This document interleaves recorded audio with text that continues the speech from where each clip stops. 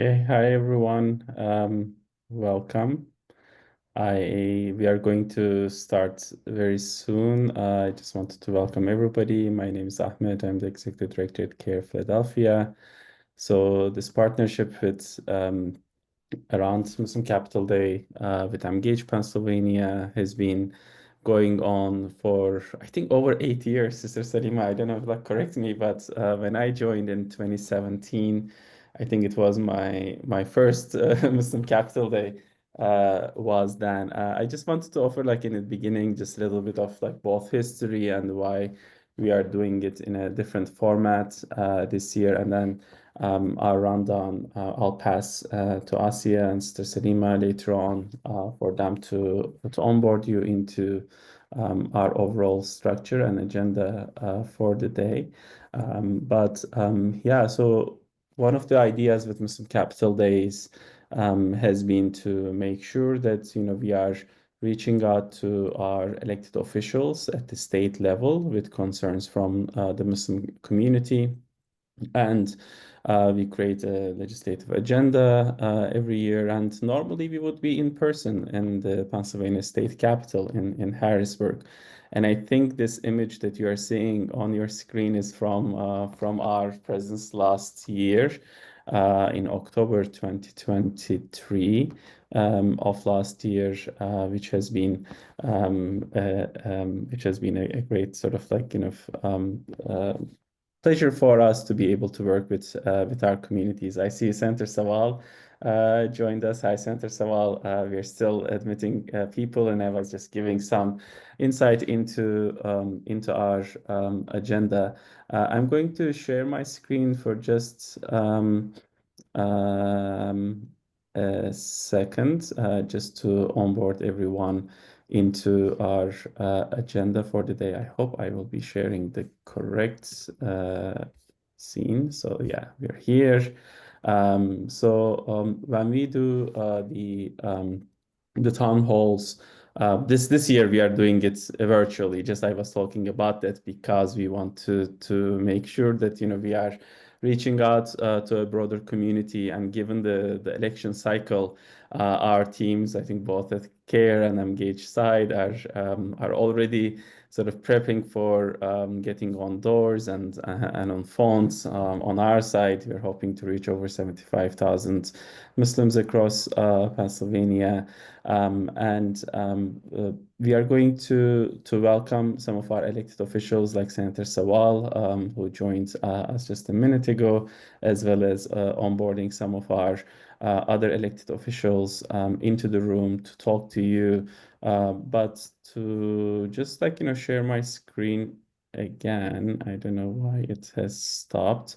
What we are hoping to do is to onboard our communities around some of our agenda items that seek moving forward with the Muslim American Heritage and Appreciation Month. It looks like it has paused. I'm gonna stop the share and then onboard it again, as I know that our team is also bringing in new folks. Okay, for some reason the screen share is paused. But just to review quickly, moving on with the Muslim American Heritage and Appreciation Month that has passed the House, and now we want to bring it to the state. The Eid holiday bill similarly passed the House and needs to come to the state. And I wanted to congratulate Senator Sawal, his team, and everyone else who has moved the Diwali bill. Congratulations on that, which is wonderful. And also there are some other issues such as halal accommodations, small business opportunities for Muslim businesses, as well as our concerns around SB 1260, the Stand with Israel Act. That has passed the Senate, again with appreciation to Senator Sawal and other lawmakers who have raised their concerns and voted against this bill, that we don't want that to come to the House. The IHRA definition of anti-Semitism is similarly a potential legislative step that we anticipate that we are opposing it. We don't think that it helps the real fight that needs to take place against anti-Semitism, but rather puts very specific restrictions on First Amendment rights. And then there are, of course, other issues such as accommodations for incarcerated Muslims, that we are seeing some rolling back of certain accommodations, broader criminal justice reform efforts, as well as mental health efforts are on our agenda, and you are going to see some of these. I think we are seeing currently on your screen. So today we are going to welcome our elected officials, hear from them, and then our teams will start a phone banking program. So we just wanted to also mention that at CAIR Pennsylvania, we've just published a voter guide that we hope are going to help our state level work, and especially encouraging our communities to vote in an informed way. That tracks some of the bills that I have mentioned and how elected officials have voted on those. So I'm going to drop that link over here as well. But with that, I'm going to pass it back to Asia or Sister Salima. For Sister Salima and then Senator Saval, inshallah. Assalamu alaikum. Thank you, Dr. Ahmed, and thank you all for joining us. It's always such a pleasure to do this annual event with CAIR-Philadelphia. Muslim Capital Day is something that we always look forward to. It's an opportunity for our community members and often young people to connect with state legislators, to talk about the policy priorities of the community, to talk about the things that we are interested in as a community and how to advance, the policy that supports our unique needs. And so thank you so much again for joining us. And we hope that this program will be beneficial, and we definitely hope that some of you will stick around for the phone banking that will take place towards the end of the call. With so much going on with the upcoming election, which is again why we are doing this event virtually and not in person. There's just so much at stake with this upcoming election. CARE is working to knock on doors. Engage PA has already knocked on over 20,000 doors and made over 10,000 phone calls. And our teams are out working right now as we speak, doing voter mobilization. And so thank you again for all that you're doing. And I would just say, in terms of the importance of voting, it's not enough to just make a plan to vote for yourself, but you should also be encouraging community members, family members, neighbors to get out to vote as well. So I have to do my little GOTV plug each time because, voting is so important. It's how we build power as a community and get our needs met. And so that's all I had, Asia. Did you have anything before we introduce Senator Saval? Nope, you're all Okay, good. well, we're so excited to have you with us, Senator Saval. At this time, we would just like to introduce you and give you the floor. Thank you for your support of the Muslim American community in Pennsylvania. Thank you for all of the wonderful legislation you have sponsored and put forward in support of our communities. And yeah, welcome. Thank you, Salima. Salam alaikum, everyone. It's an honor to be here with members and organizers with CAIR. We have been proud to participate in this event. I think, roughly since pretty much every year since I've taken office. Sometimes it's been in person, sometimes it's been on Zoom, and I'm now entering my fourth year of my first term, and during that time, we've been proud to work with CAIR and with our community members to support Muslim Americans in our district. We represent in particular the Al-Aqsa Mosque in Kensington in Philadelphia, but also just to with legislatively and just to recognize and be inclusive of the community throughout the district and the Commonwealth, and celebrating Eid events, in supporting efforts to have Eid al-Fitr as a holiday, to celebrate. As Muslim American Heritage Month, I was very proud that I was very glad to see the celebration, both of Jewish American Heritage Month and Muslim American Heritage Month, one after the other, in the Pennsylvania House. And I think it would be great to do something like that in the Senate. I think legislatively in particular would love to work with the organization on raising some of the issues regarding the system of incarceration with regards to Eid and other accommodations as we move into budget session next year, because I serve on the Appropriations Committee. So there are a lot of opportunities to kind of raise legislative issues in that setting, in terms of like issues that face inmates and things like that. But regardless, I'm just here, essentially to listen and to ensure that we, work together to represent Muslim Americans in our communities throughout, not just on Muslim Capital Day, but going forward. And I, of course, would underscore the importance of voting, and the critical issues that are on the ballot this election, which includes so many issues that face Muslim communities here in Pennsylvania and everywhere. Thank you so much, Senator Saval.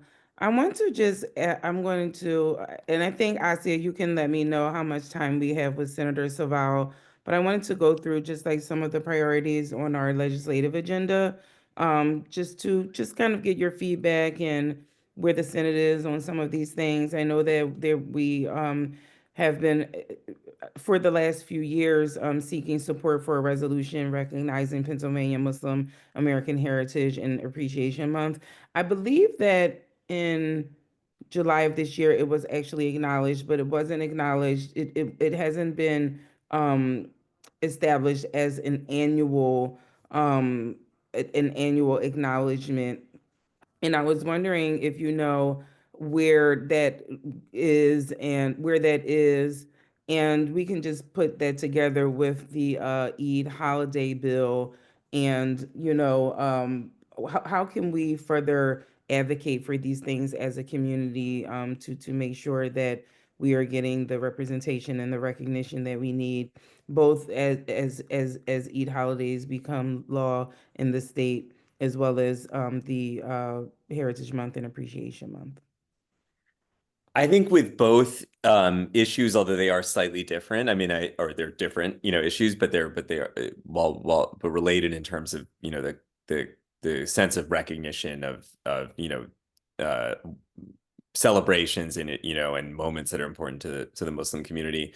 I think it's critical to have, obviously, you have me as a supporter and other colleagues of mine, but for constituents to approach their legislators, on these topics and to ensure that they are raising these as key concerns for them, and to do so, I think, early, and to try to do so I mean, now is a good, obviously now there's like a level of engagement with, we're finishing the legislative calendar, but there's the election coming up, but going into next year, I think probably, organizing lobby days and things like that to raise these issues in the Pennsylvania Senate and see if we can get some movement. And I'd be happy to kind of talk through, who might be figures who would be willing to be supportive on both sides of the aisle.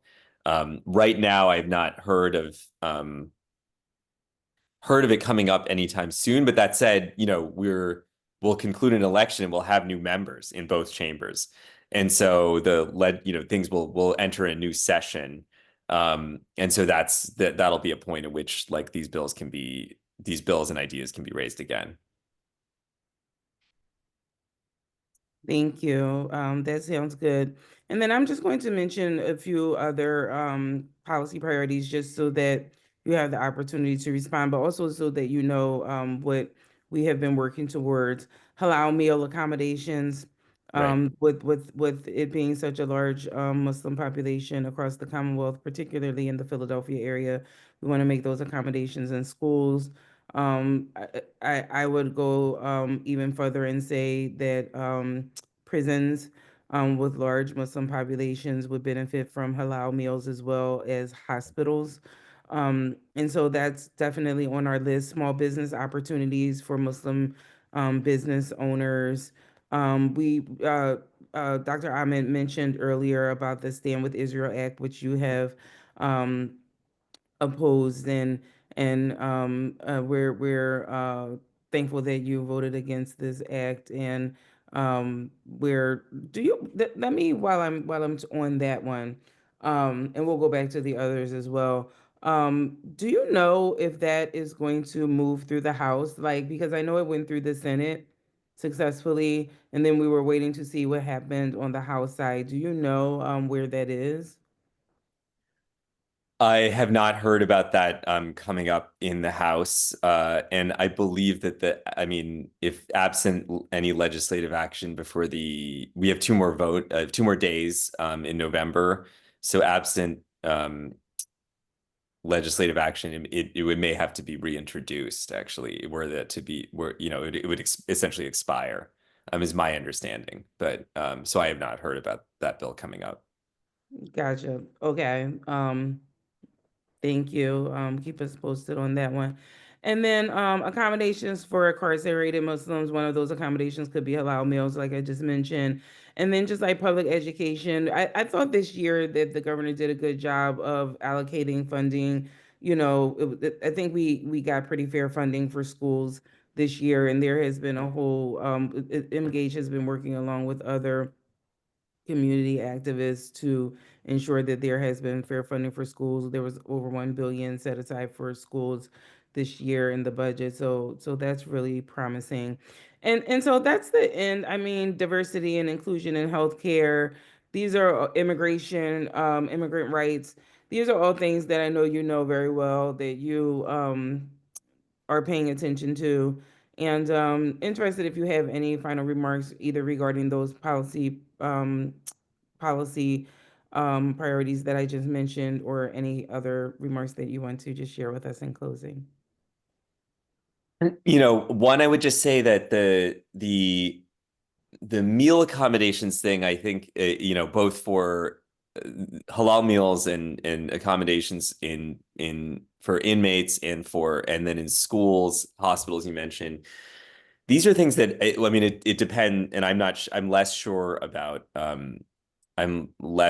hospitals, but I would say that there's potentially good opportunities, partly because there's an interest um in provisions of healthy options in meals, universal school lunch, and the governor acted on breakfast as well. There have been other the prison society has raised the issue of meal quality before, so I think there's potentially a quite a like a coalition to build around it. Which bears more consideration, and which would include, we wouldn't want to, like, it would have to be inclusive of like accommodating people's needs, religious needs, halal, kosher, like a number of different, like, they're vegetarians, right? And like there's, I mean, and so there's a way in which I think there is a broad coalition to be built um around meals in institutions and like in schools and for incarcerated individuals. So I just will mention that as something that's worth maybe exploring, because it has come up before in a slightly different context in appropriations hearings and with regards to the Department of Corrections. So I'd be interested to talk more about that. Just like briefly, I want to mention as like someone, I have been doing volunteer prison chaplaincy for about now 6 years in a specific county prison, and I think it is really one of the major issues. I think both like quality overall. I think there's a lot of like industrialized sort of setups and large providers broadly taking advantage of the incarcerated population. I think there is need for a broader culture change as well. Oh, this is not a hotel kind of approach is often what we hear from administrators. But at the same time, working with the Muslim community in these settings, I know that the lack of proper meals, accommodations has been an ongoing issue. I think just to also highlight that at the state level in state correctional facilities, one of the key rollbacks has happened around Eid meals that the Muslim inmates were previously allowed to have. And I think in an effort towards standardizing things, which might be a valid concern, there have been some rollbacks on those that are continuing to be a concern for our incarcerated Muslim individuals as well. So I think there's definitely that need with Department of Corrections as well as in other settings too. But yeah, so just also wanted to bring that in every listening session that we do with Muslim students, we ask them, if you had the option of halal pizza or halal burgers, which one would you choose? And I think overwhelmingly we hear and opt in for halal burgers. So I think halal food accommodation is really not just a religious thing, but also for many people, it is also an economic need, right? So people do need to enjoy these food at their school settings, and because of religious concerns, often they are barred from doing that. So for some, it might be just a matter of it would be good. For others, it's really just an everyday need. But thank you, Senator Sawal. Thank you, Sister Salima, for that. Thank you, Dr. Ahmed, and definitely Senator Saval. Do we have any questions in the chat? Before I let you go, I just want to make sure. Doesn't look like we have, let's see. Doesn't look like we have any questions. And if you have a minute, Sister Senator Saval, and sorry, Sister Salima, for interrupting, but do you have any initiatives of your own currently that even though they may not be specific to the Muslim community, are there initiatives that our communities can consider supporting or provide feedback on? Absolutely. So I will say that on the one hand, we are, as I, consider a likely second term at this point, we are gearing up to kind of figure out what our major priorities will be. The largest, of course, that I worked on prior to, in my first term, and that we seek to get funded and expand is the whole home repairs program, which is a statewide program to fund repairs, energy efficiency, and adaptive modifications, as well as job training for people to do construction work.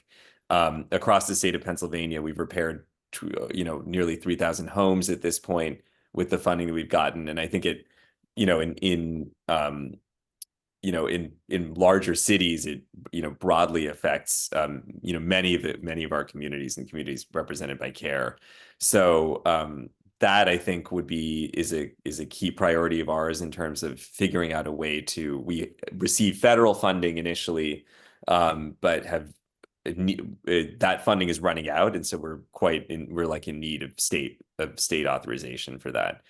And I would say that overall affordable housing is something that we're going to be focusing on going forward one way or the other.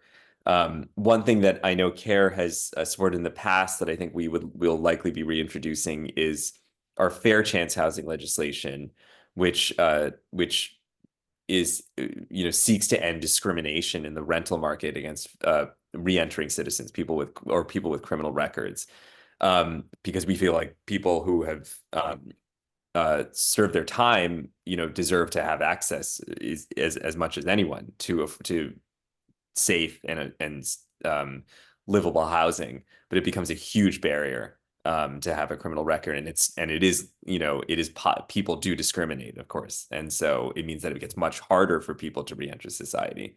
So that's another initiative that I think we'll be helping to push along with broader housing policies.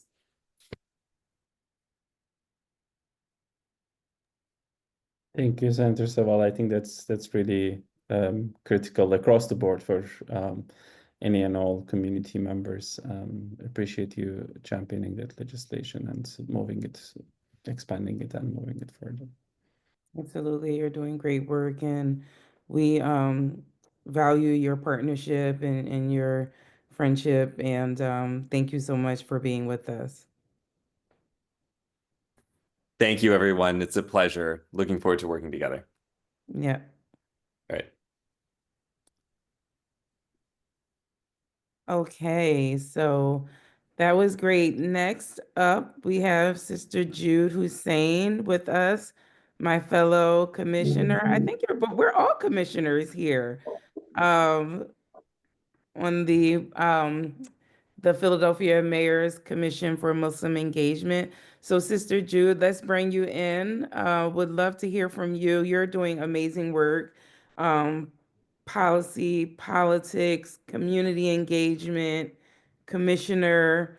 Share with us more about your work and what's keeping you busy, and maybe also would love to hear from you about the work of the commission, inshallah. Assalamu alaikum. Alaikum assalam. Hi, everyone. I'm so glad to be on call with you guys. My name is Judy Hussein. I serve as Chief of State Advocacy and Strategic Initiatives for Senator Art Haywood, who will probably join us on call in the next few minutes, as well as Executive Director of the World Affairs Caucus that is newly created.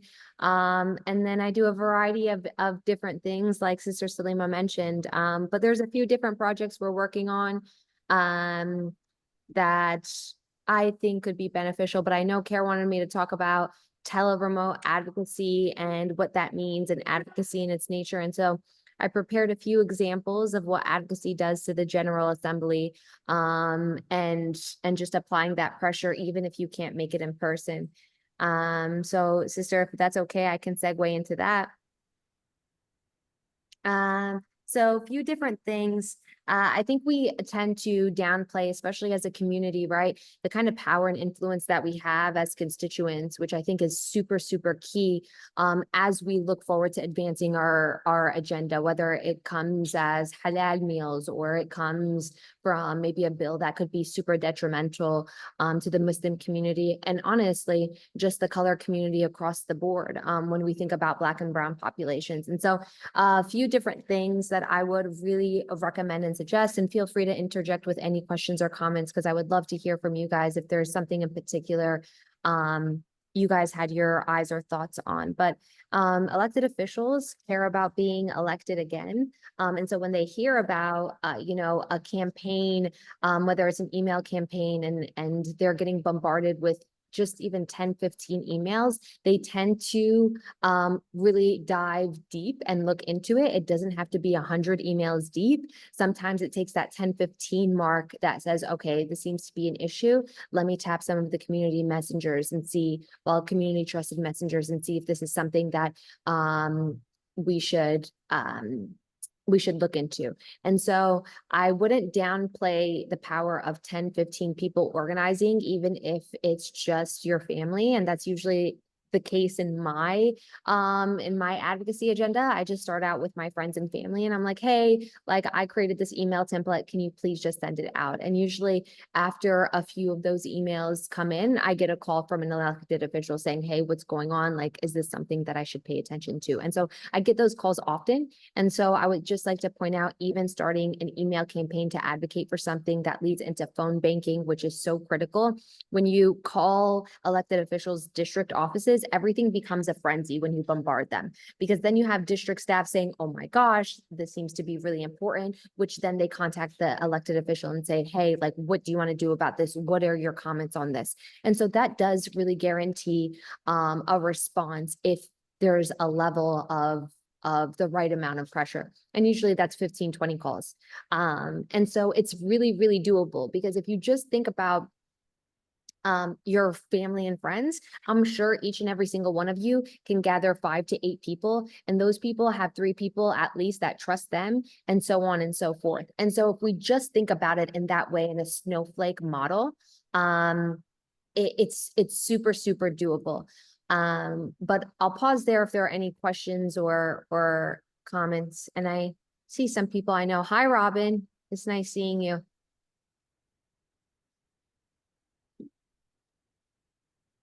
And I don't know if you have any particular questions or how you want me to segue it out. Or sister, I'm sorry. Yeah, Sister Asia, do you have any questions for Jude? Yeah, no, just really quickly, is Senator Haywood on the line? I know he might have joined and it might have came up as Sarah's name. So I just wanted to check in for that. With me. Okay, maybe not. Yeah. But yeah, oh, go ahead. He should be hopping on shortly. He just wanted to make sure this was his time slot.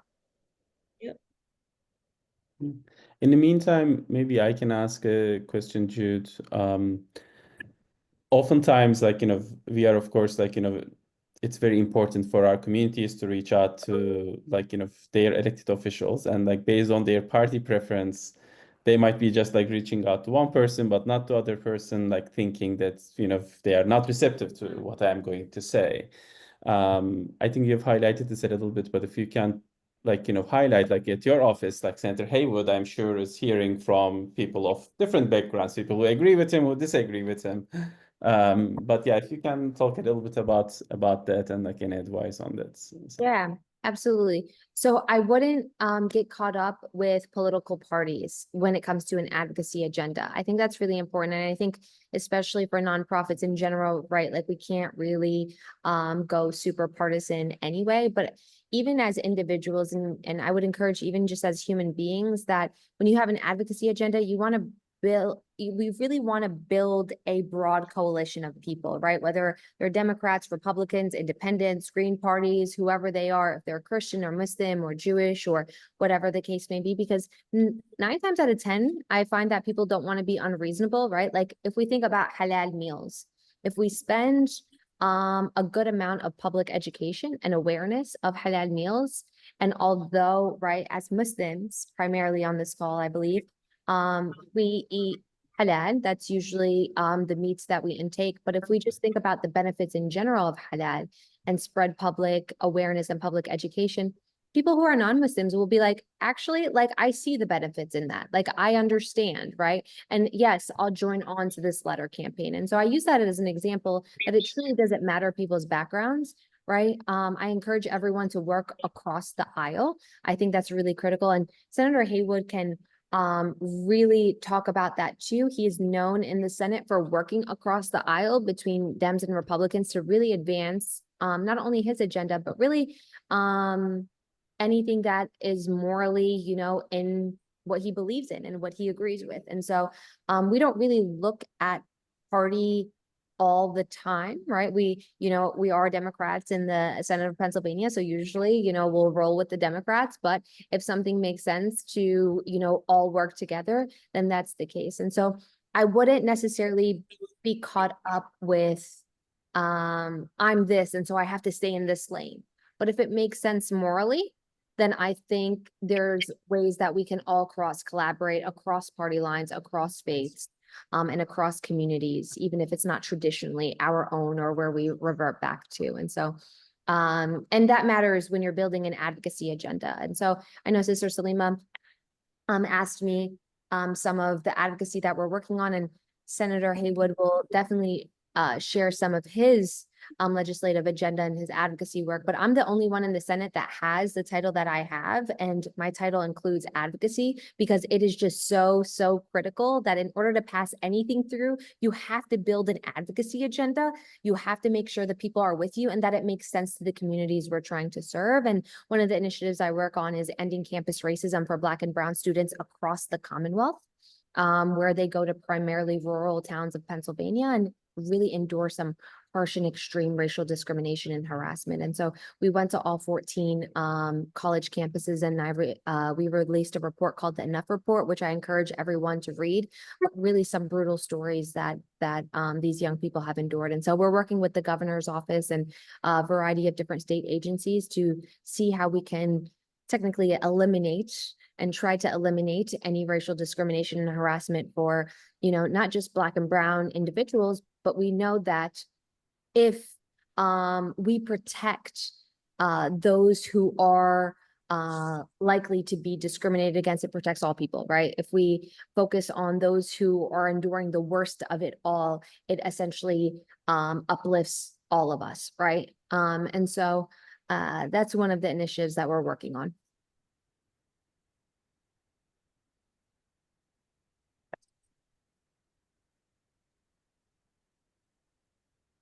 That's wonderful, Jude. Do you have anything else that you want to share with us? I'd love to hear you share with the audience about the work of the Muslim Engagement Commission in Philadelphia. We actually have been appointed to the same political subcommittee, and so would love to hear you share about that. Yeah, absolutely. I have the pleasure of serving alongside Sister Salima and a whole bunch of other brothers and sisters on the Mayor's Muslim Commission. And we're broken up into different committees, as the sister mentioned. And ours is, civic engagement in politics. And some of the work that we're doing is really listening to our communities in terms of what is needed. Sometimes it's mistrust. Sometimes it's just, what does the ballot even mean, right? Like, why, what are these charter questions that we're voting on? And providing some education as it relates to that. And so the commission will focus on, I want to make it clear, we're not just focused during election season for education, but really education year round for the Muslim community. And so this committee in particular, we're focusing on whether it's voter registration and throwing drives of that nature, but also just having sit down chats about what's on the ballot and having those honest conversations. I got to tell you guys, the charter questions always mess me up. And I don't know half the time what is on the ballot as it relates to those questions. So I spend a good amount of time researching it and then also spreading awareness about that. And so I know I'm talking primarily about ballot, but I think year-round civic engagement and what that looks like for our communities, because I think we just can't be in a frenzy when election comes. I think we have to make sure that we have a good standing and a good foundation in terms of our education and our engagement year round, because our communities don't just, endure what they endure during election season, right? They endure what they endure as it relates to whether it's economic opportunity or civic engagement year round. And so the Mayor's Muslim Commission is really amplifying those stories. And I know Sister Salima and I will be working together, I think, more so after the election in terms of what can we do for the Muslim community to bring in those resources directly. But yeah. That's amazing. Thank you so much. Anything else that you would like to share? I'm going to check the chat to see if there are, let's see if we have any questions. And we don't know yet. Do you have anything,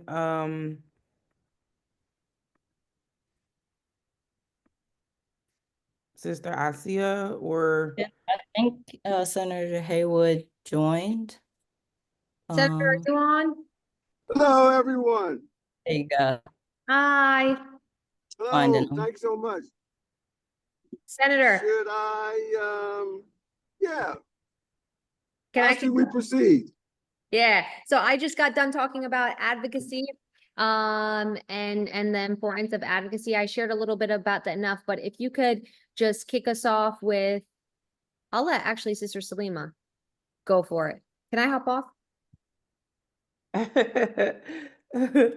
That would have been great if I could have got that screenshot. Could you do that again? That's great. Okay, so yes, we can bring on Senator Haywood. Thank you so much, Jude. Of course, anything for you guys. And if feel free to share my contact information for everyone. If you guys want to have individual chats, I am more than happy to chat with any of you guys, anything for CAIR. And thank you so much for having me. Senator Haywood, all yours. Okay, so let me start by saying that Jude speaks for me, and that's the core of what I think I can say today. I'm so fortunate to have her on my team, and right now I'm headed to Edinburgh, Pennsylvania for a soccer game of a young woman who was harassed by her soccer team.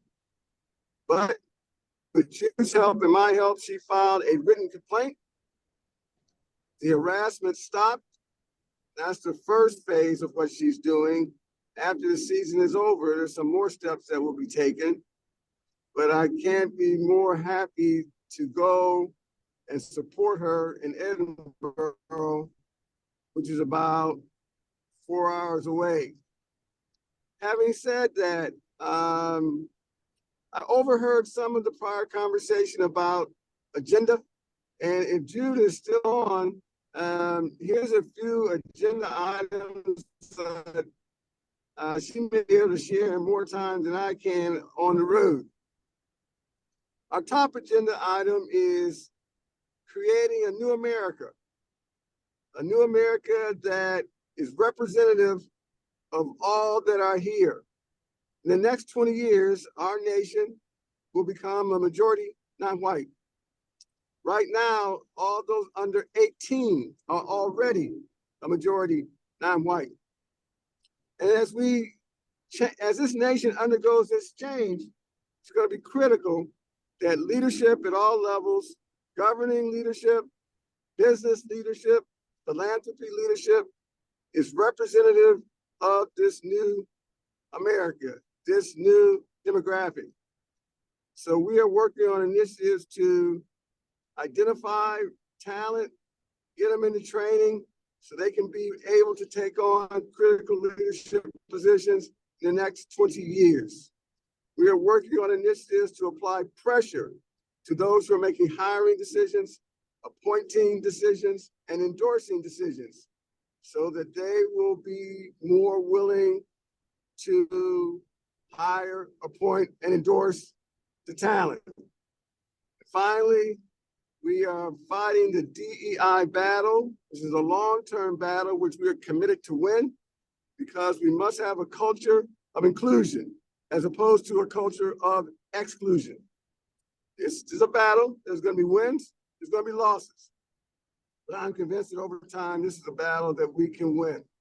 So that's one of our top initiatives, is working to build the new America. A second agenda item for us is protecting dignity for all in Pennsylvania. We had our first annual celebration of Global Dignity Day on October the 16th. Fantastic group of community leaders joined me so we could have a focus on what dignity is and what we can do to protect it. I believe that with community leaders across the Commonwealth, we will be able to build a culture of dignity over time. And that includes an amendment to the Pennsylvania Constitution to protect dignity. The Constitution of Germany, the Constitution of South Africa, and in the constitutions of 170 nations, dignity is explicitly protected.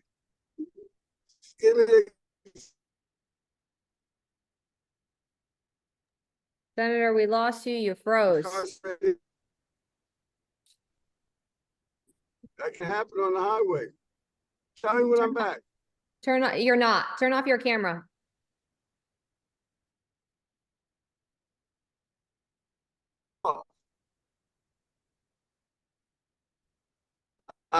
You're still frozen. If you could just turn off the camera, could give us better reception.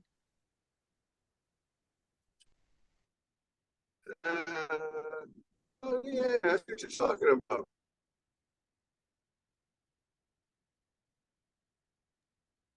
This is what happens when you have to hear. Oh, did we track lose it. him?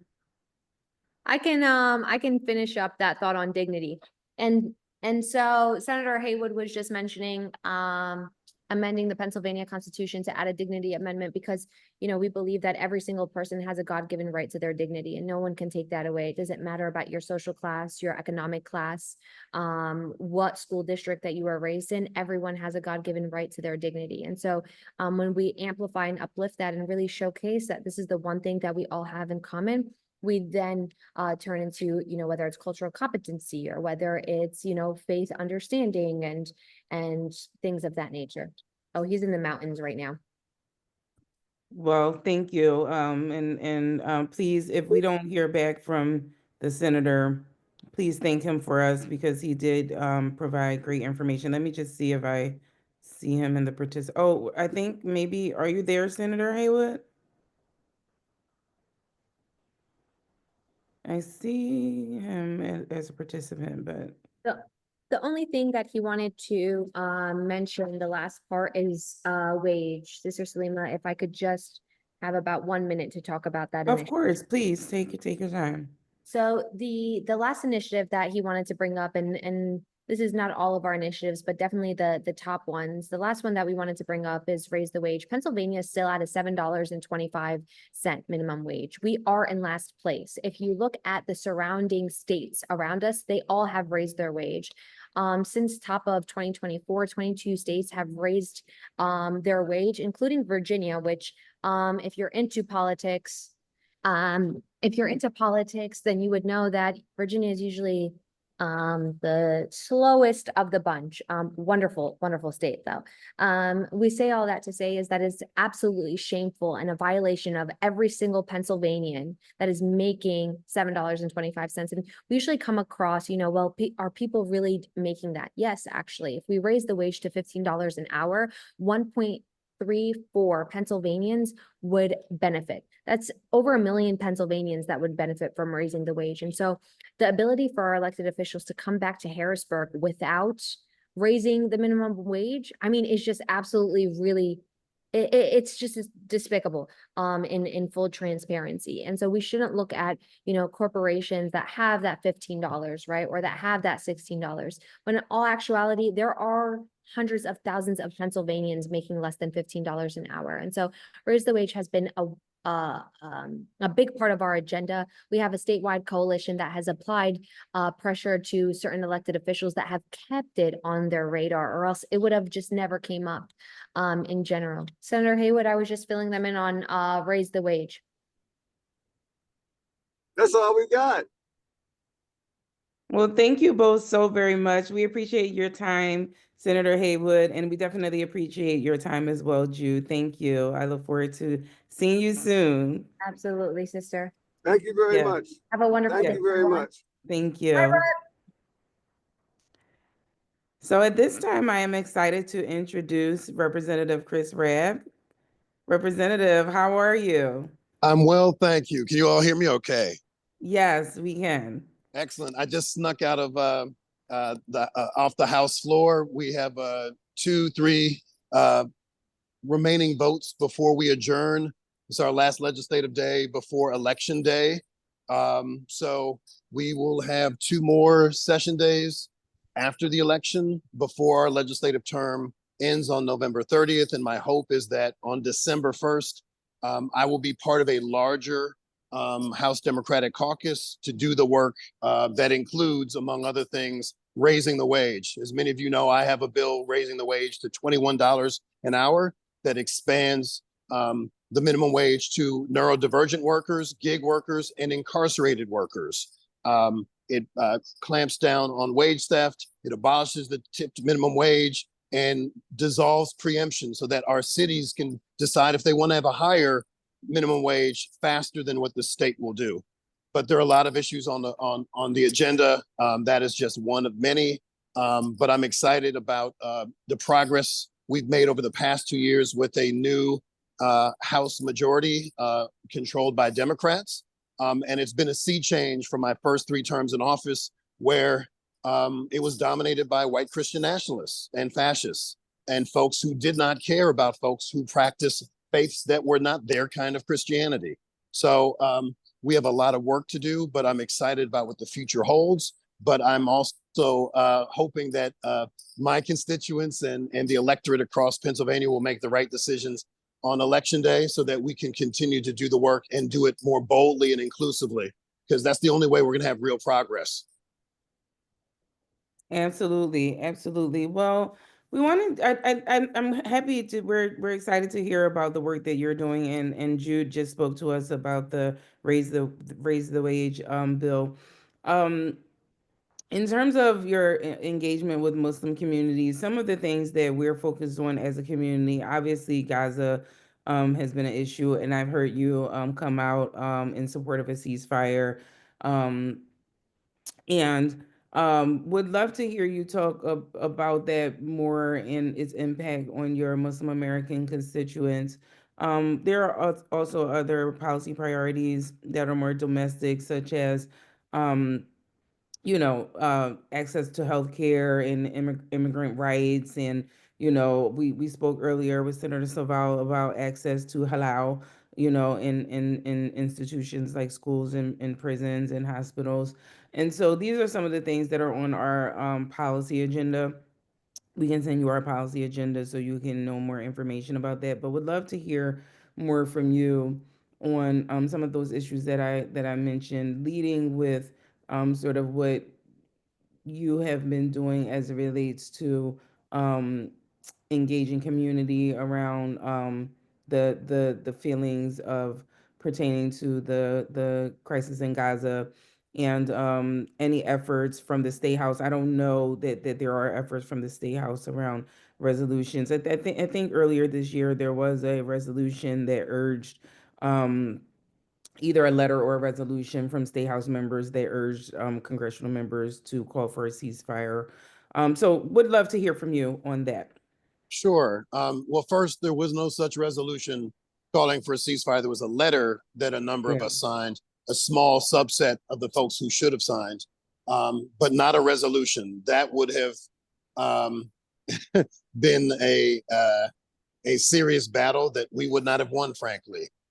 There was a resolution after October 7th that I found deeply problematic. I brought together about 24 House Democrats with leadership to express our deep concern about the unevenness of that resolution, and it got incrementally better. But I was not pleased with it. I was not happy to have voted for it, to be perfectly honest. But just as there was outrage on that side, there was no outrage, as far as I was concerned, from the House Democratic Caucus as it related to genocide. And that's something that I rely on organizations like yours to lift up so that I can follow as much as I lead, because these are important issues. Your voices should be as important as any other communities, and I don't feel that they are quite yet. But beyond my open position around ceasefire, which are national and international issues that I have no jurisdiction or authority over, there are things that are state related that are highly related to these issues and Muslim and Arab communities. Most notably, we have a right-wing state treasurer who's doubled down on investing in Israeli bonds. We should be divested completely from them and from any nation that engages in war crimes. And there should be one uniform policy, irrespective of the nation. I don't care if people say it's U.S.'s closest ally or not. If you're committing war crimes, if you're committing genocide, you should not be getting taxpayer dollars helping our public coffer. That is entirely inappropriate. And that's something that we can do as a state. That's something that our state legislature can actually vote on. And we can organize around. And I think that should be something that's done. We also have two statutes. One that basically says you have to take a blood oath to Israel if you want to do business with the state. That's deeply problematic. There's another statute on the books that says you can't do business with just two nations. I believe it's Sudan and Iran, just two nations. That should be uniform as well. There's an boycott, divestment, and sanctions statute that should be dissolved. I believe that. Our caucus is not talking about it. This has not really been picked up by mainstream press, but it should. We need to talk about these issues. This is an important state issue. So those are things that are definitely related to Muslim and Arab communities. with regard to the things that Senator Sabal said before I jumped on the call, we're in lockstep on those issues. Anything that deals with meeting the needs and humanity of marginalized and minoritized communities, you all know where I stand because I've been consistent for 8 years and will continue to be openly and unapologetically in support of that, irrespective of what perhaps the majority of my caucus may think. You can rely on me for that. I don't need cameras for that. I don't need money for that. Right is right. This is also personal to me. My youngest son converted to Islam 2 years ago. And I'm seeing things from a very different perspective as a father of a Muslim. This is new to me in my home. He's the first person in my extended family who is converted. And how he sees the world and how he is responded to based on his faith, based on how he dresses, based on his beliefs, have changed in 2 years in how he is perceived. And I'm a very active father. And anything that puts my son in harm's way, I'm going to take very seriously. But I don't need to have a son or a daughter or family members to know what's right. And that's why I continue to fight for these issues. And if there are specific policy concerns you all have that you need an advocate for, you need to create space, or for me to create space for you all to advocate collectively, then you can count on me as one of the people under the dome to do that. There is a lot of pressure. I have a district that is a very active Jewish population. I have a district that has a very active Muslim population. That has not stopped me from speaking truth to power. And some of my closest allies, and who are some of your closest allies, are Jewish constituents and neighbors of mine, because right is right, and this transcends faith. This is ultimately about human dignity and treating everyone as peers and equals, and I will continue to do that work for and with you. That's amazing. And listen, I can attest that since you've been in office, I've known you and paid close attention to your work, and you've always been on the right side of things. You've been very consistent, and you've definitely been an advocate and a ally of the Muslim community in Pennsylvania. So we thank you so much for your support and your partnership and your efforts. And please continue to let us know what we can do in support of anything that you're doing. If there are any community events that you're hosting that we can come out to, please let us know. And thank you so much for your time. Before you go, I just want to make sure Ahmed and Asia, Dr. Ahmed, do you have any questions for Representative Rabb? No, thank you, Rep. Rabb. Just echoing Sister Salima's points. I think, every year when we do this in Harrisburg with Engage, with CAIR, we do witness your courage, and we do witness your very genuine sort of stance with our communities and people of all backgrounds.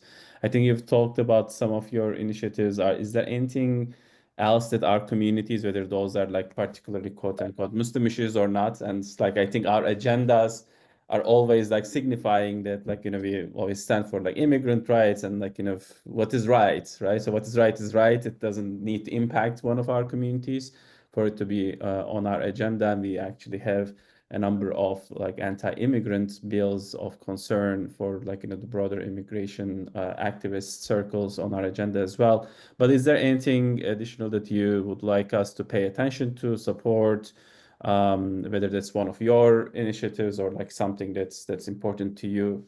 You've highlighted the minimum wage issue already, but if there's anything else, we just want to also create room for that. Yes. So earlier this legislative term, there was a package of bills that were about putting forth anti-hate crime statutes on the books. And as someone who takes these issues very seriously, who speaks openly about white supremacy, patriarchy, anti-immigrant things, xenophobia, et cetera, this is very important to me. This is how I was raised, advocating around these things for generations. But here's the thing, hate crime statutes have not worked in our state and across the nation. So if we want to protect marginalized communities that include Muslim and Arab communities, that's not the way to do it. On paper, it looks like it's an important and substantive things. But in reality, these statutes have hurt our communities more than they've helped them. And we've had them on the books for 20 years, and clearly they're not keeping Muslim and Arabs safer. They're not keeping Black folk and Latinos and undocumented folks safer. What will help us increase community safety is addressing white supremacy and also white Christian nationalism and structural inequality as seen through the lens of structural violence. And it's a term that a lot of us, particularly under the dome, are not familiar with, but we know how it feels if you're in one of those marginalized communities. So I'm hoping to introduce legislation that addresses explicitly structural violence, what it is, how we can prevent it, and not do this performative politics about getting stuff on the books that doesn't actually keep us safer. So I absolutely would encourage your support and involvement as I work on this legislation that I seek to introduce in the new term starting December 1st.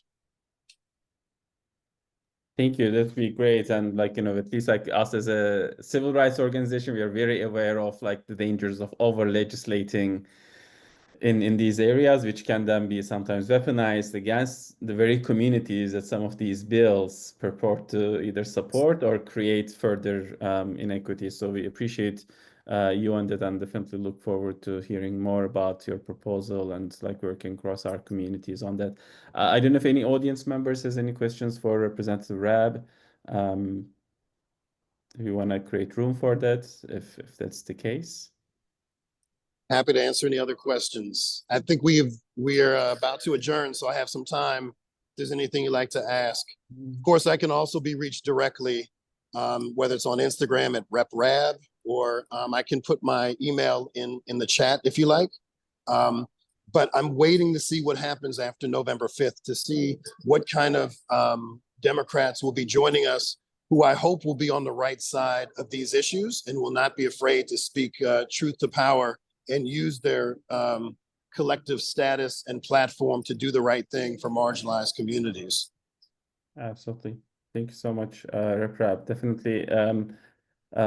If you can, or Asya, if you can drop Rep Rab's email in the chat, then we'll encourage all. I'm sure later today, some of our communities will be placing calls to your office as well. But we appreciate you, sir. Thank you so much. My pleasure. Take care.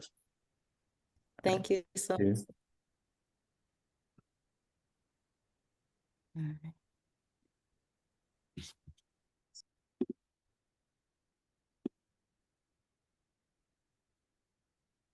And there we go. All right. I'm going to share my screen. Thank you all so much. I don't know if there are any questions or anything beforehand, but you can always drop them in the chat or unmute.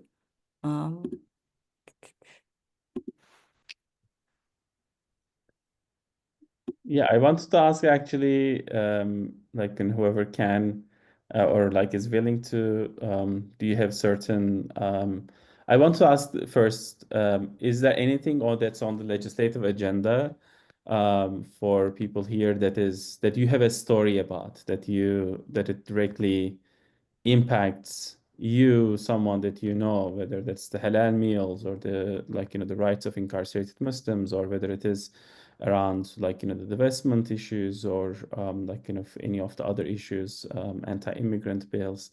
I think it would be helpful to get to hear from some of our participants.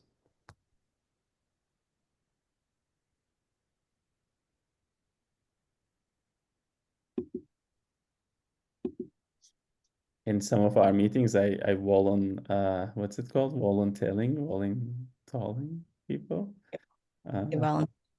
Yeah.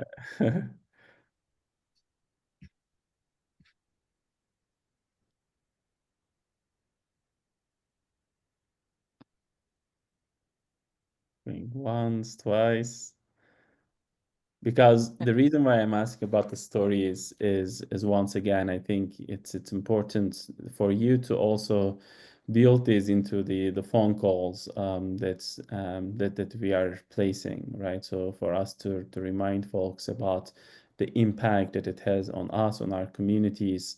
And just a reminder that when we tell our stories, right, so we are disrupting also stories that are being told about our communities. So as an organizing principle, a strong story, a strong connection is always helpful. And I think as people who stand, people of conscience, people of justice, we always want to be mindful about that as well. So as you think, like, and as you collect your coverage, feel free to comment. But at this point, I will stop talking and pass it back to Strassi and Sister Leila. All right. So again, we got to hear from Senator Saval, Jude Hussein, who's the Director of State Advocacy in the State Senate, Senator Art Haywood, and then yeah. So our goal today too is to also teach you guys about phone banking and the importance of like advocacy. And it doesn't always have to be you go into Harrisburg or DC or City Hall, but you can even do things from your own home. So between CAIR and Engage, we have a legislative agenda. So just want to, Ahmed highlighted some points earlier, but for the people that joined later, we're just going to quickly go over some of those. So you guys have access in the chat. I put the link, but there is a document with our legislative agenda, but just highlighting some of those. So we have Muslim-specific priorities. So we have HR 352, which is Muslim American Heritage Month. So that's aiming to get the month of July 2024 as Muslim American Heritage Month, and really just showcasing the importance of Muslim contributions and acknowledging that. We have HB 790, which is the Eid holiday bill, aiming to make Eid a state holiday. It was passed in the House and now waiting on the Senate. Then we have halal meals at state institutions. That's something that there are many like ongoing advocacy efforts for. And then the support for that. So whether it's educational settings in prisons, and then in health settings, we want to try to make sure that halal meal accommodations are available for people. Then we have SB 1260, so the Stand with Israel Act, and we want to oppose that and making sure that our representatives and senators hear our voices on that. Then we also have the support, we want to support the adoption of the Jerusalem Declaration, and that basically is highlighting that the IHRA definition of anti-Semitism, it leaves a lot of open views and can sometimes be harmful for the people that advocate and share their voices. So we're supporting the adoption of the Jerusalem Declaration, which has a definition of anti-Semitism. Then we also have immigrant policy priorities. So we have House Bill 279, which is driver's licenses for all. That's ensuring that anyone is able to get their driver's license as long as they have certain other documents. And then PIC, they also have a list of anti-immigration legislation that they've been making people aware of. And we wanted to also share that. So there's a document attached that you guys will have access to. Then we also have health policy priorities. So SB 262, which is on Black maternal health, HB 2533, which is creating a 988 public education campaign. So really just ensuring that people know about mental health, like instead of calling the cops, sometimes calling the crisis hotline and making sure that people are aware of those options. Then we have criminal justice policy priorities, so accommodations for incarcerated Muslims, and just really for that, encouraging our representatives and senators to check in with the local prisons and jails to make sure that prisoners are getting the accommodations that they need while away. And then we have a lot of criminal justice reform efforts, and that goal is to also just make sure that as throughout our community, there are a lot of people working on a lot of different efforts. So having that, make sure that elected officials are checking in with our community on those efforts and seeing how ways we can collab. I don't know if there are any questions on that. So just, let's see if I can unshare. So we have this is the legislative agenda that you guys all have access to. Can you see it? Bill? Yep, I can see it.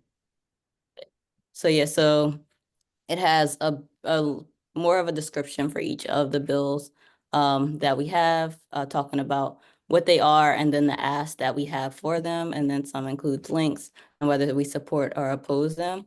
And then at the end, there's a few helpful resources that Layla will go over.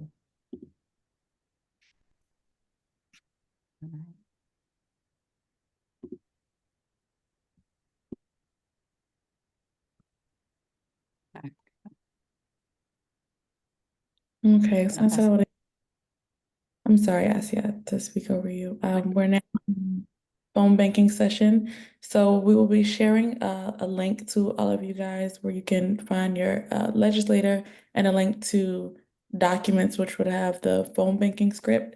In the documents, you'll find two scripts where there are two different versions. And if you use the legis.state.pa.gov link, you'll find your senators and representatives, and it will lead you to their contact info. Before making a call, you might want to practice the script and kind of narrow down which policies you want to focus on before giving them a call. And when you pick up the phone, you call your senator's office, it'll be picked up by an aide or go to voicemail, and you can kind of just go through before, again, you call the script and step by step, and you'll see different things that you can speak to them about, different things where you can kind of drive your conversation and focus on the issues you want to speak with the aide about.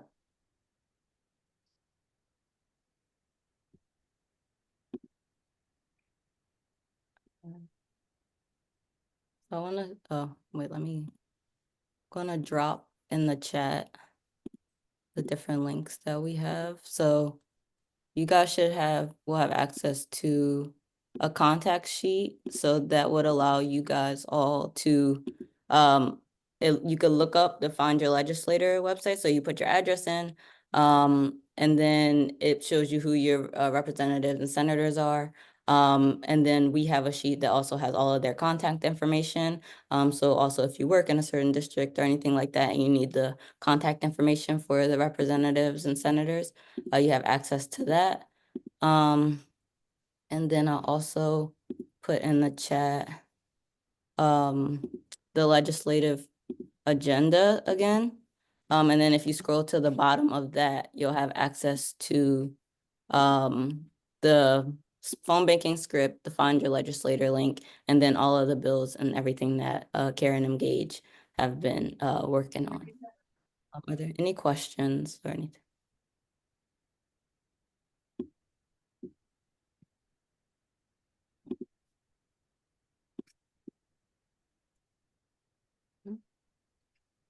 All right.